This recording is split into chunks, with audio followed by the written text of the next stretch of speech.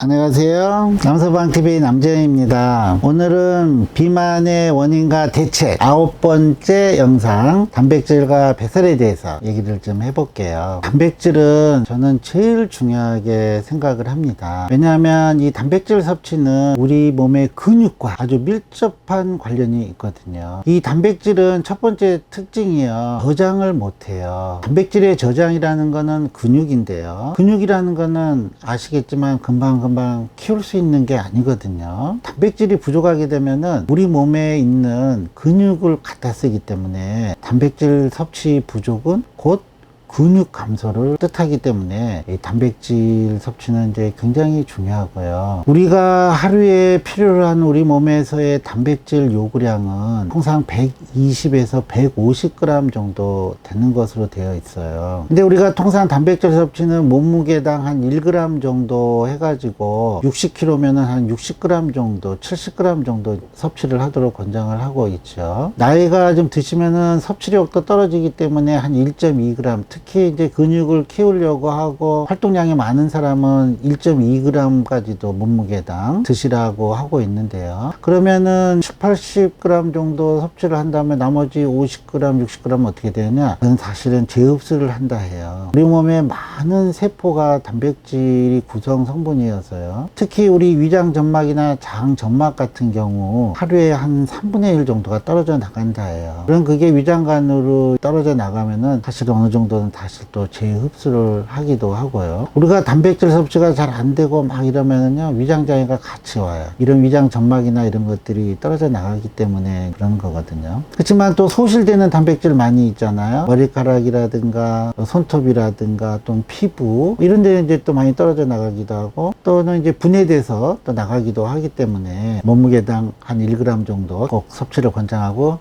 그게 부족하면은 근육을 갖다 쓴다. 그 다음에 이제 단백질 섭취가 부족하면 다이어트도 안 됩니다. 단식원에 들어가 가지고 고기를 끊고 물만 먹고 막 하는 다이어트라든가 뭐 원푸드 다이어트, 뭐 포도송이만 먹고 하는 거 뭐 하고 이런 거 다 100% 실패랍니다. 왜냐하면 단백질은 통상 20가지의 아미노산으로 되어 있는데, 아미노산의 12개는 우리 몸에서 만들어낼 수가 있어요. 포도당이나 또는 지방이 분해돼 가지고 여러 가지 단계를 거쳐서 만들어낼 수가 있어요. 그래서 문제가 없을 수도 있지만 8개 때문에 그래요. 이 8개는 우리가 필수 아미노산이라 해가지고 몸 안에서 만들어내지를 못해요. 반드시 섭취를 해줘야 되는데요, 이게 섭취가 안 되면 우리 몸은 극심한 허기를 느끼고 식욕이 돋아나요. 저번 강의에서도 얘기했지만 우리 몸의 본능 중에서 가장 강력한 거는 식욕이라 했잖아요. 300만 년 전에 구석기부터 지금까지 우리는 먹지 않으면 죽기 때문에 식욕이 없으면 죽는 거거든요. 또 먹을 게 있을 때 가급적으로 많이 먹어서 에너지를 저장해야 하기 때문에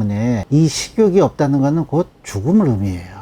그렇기 때문에 가장 강력한 게 이 식욕이고요. 우리가 식욕 억제제를 써도요, 장기간 쓰지 말라 하지만 장기간 쓸 수도 없어요. 왜냐하면 2-3달 정도 쓰면은요, 이 식욕 억제 그 패스웨이를 우회하는 또 다른 식욕이 나타나요. 왜냐하면 그만큼 식욕은 우리 살아가는데 중요한 본능이기 때문에 그게 쉽게 되지는 않아요. 특히 그 중에서도 이 필수 아미노산이 제대로 들어오지 못하면 우리 몸은 곧 생명의 위협을 느끼기 때문에 이런 원푸드 다이어트라든가 금식을 통한 다이어트는 지속되기가 힘들고요. 아예 숨을 안 쉬고 다 죽어보겠다, 살아있는 사람이, 그런 거랑 똑같다고 보시면 돼요. 억제가 되지 않습니다. 진짜로 다이어트에 성공하시기 위해서는 적정량의 단백질이 들어가야 되고요, 그 중에서도 필수 아미노산이 꼭 들어가야 돼요. 우리가 단백질을 얘기를 할 때 양질의 단백질 또는 동물성 단백질, 식물성 단백질 이렇게 나누는데요, 양질의 단백질이라는 거는 이 필수 아미노산이 33% 이상 들어간 거를 양질의 단백질이라 그래요. 골고루 들어가 있는 거죠. 이 단백질을 키로당 이제 60g 정도를 먹어줘야 되는 건데요, 그게 이제 육류에는 어느 정도 골고루 필수 아미노산도 들어가 있다 해요. 우리가 단백질 하면은 식물성 단백질도 있거든요. 그래서 이 식물성 단백질도 사실은 좋은 단백질이에요. 밭에서 나는 고기 가지고 콩이나 두부 이렇게 얘기도 하고요, 팥이나 이런 잡곡류, 조조나 뭐 수수 이런 거에도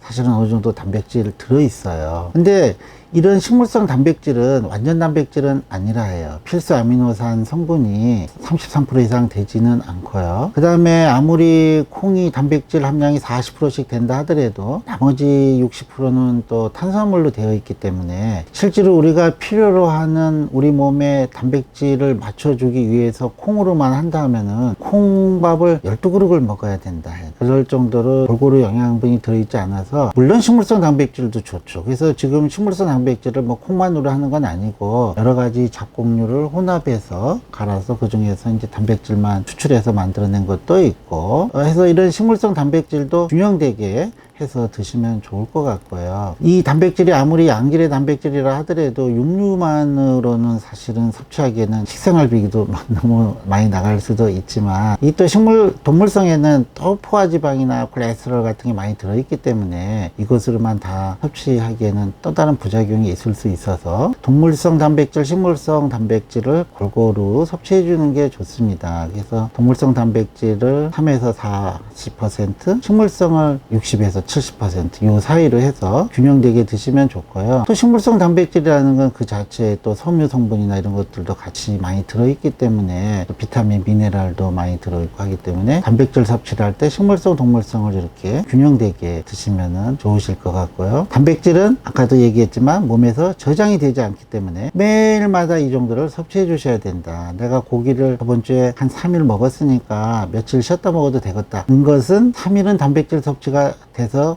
근육이 안 빠지지만 4일은 단백질이 없기 때문에 근육을 갖다 쓴다, 이렇게 생각하시고요. 매일마다 에브리데이 적정량의 단백질을 꼭 섭취하는 게 좋고요. 꼭 고기가 아니더라도 하나님이 내려주신 좋은 단백질이 있거든요. 값싸고 좋은 거, 계란이랑 우유, 치즈 이런 거 아주 좋고요. 일례로 우리 일본 사람들이 이 690년경에 우리나라 백제에서부터 불교가 전파가 됐는데, 이 불교의 영향을 많이 받아서 일본 사람들이 살생을 금지를 시키고 육류 섭취를 금지를 시켜요. 그래서 도요토미 히데요시 시대나 도쿠가와 이에야스 시대, 이렇게 그 일본 야망 그 소설 보면은 이 사람들 잔치가 큰 잉어 잡아서 하고 멧돼지를 잡는다든지 돼지를 잡아, 이런 얘기 없거든요. 그래서 이 사람들이 거의 1000년 가까이를 육식을 잘 안 해요. 그러다가 이제 메이지 유신 때 이제 육식을 먹기 시작을 해서, 사실 외놈이라는 거는 이제 외수할 외자를 써서 키가 작아요. 이 사람들이 육류 섭취를 안 해서 키도 근골격계도 작고 키도 작고, 또 사람들이 이런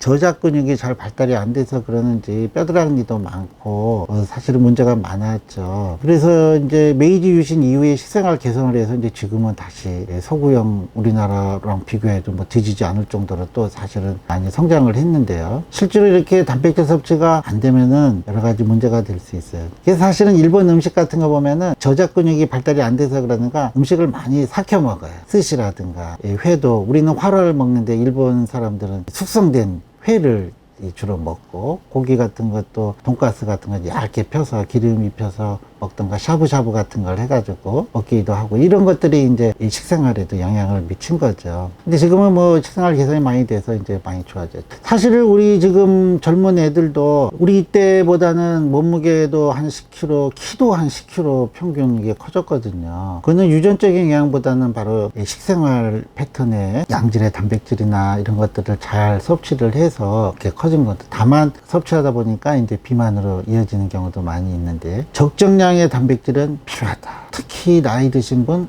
아주 필요하고요. 근력 감퇴가 돼서는 안 돼요. 사실 저는 나이 드신 분은 살 빼지도 말고 찌지도 말라 하는데요. 특히 살 잘못 빼다가 근육이 빠지면, 근육은 복구되기가 쉽지 않거든요. 근육이 빠지면 여러 문제들이 오기 때문에 나이 들어서는 근육이 재산이다 생각하시고 근육을 유지하고 혹시라도 조금 키울 수 있으면 키우는 데 필요한 게 바로 적정량의 단백질 섭취거든요. 좀 과하다 싶을 정도의 단백질 섭취를 저는 꼭 권장을 하고요. 진짜 건강한 80, 90을 맞이하기 위해서는 근육이 보존돼야 된다, 이렇게 생각해서 저는 가장 강조하고 싶은 거는 바로 단백질 섭취입니다. 다음번에는 스트레스와 뱃살과에 대해서 얘기를 해드리도록 하겠습니다. 감사합니다.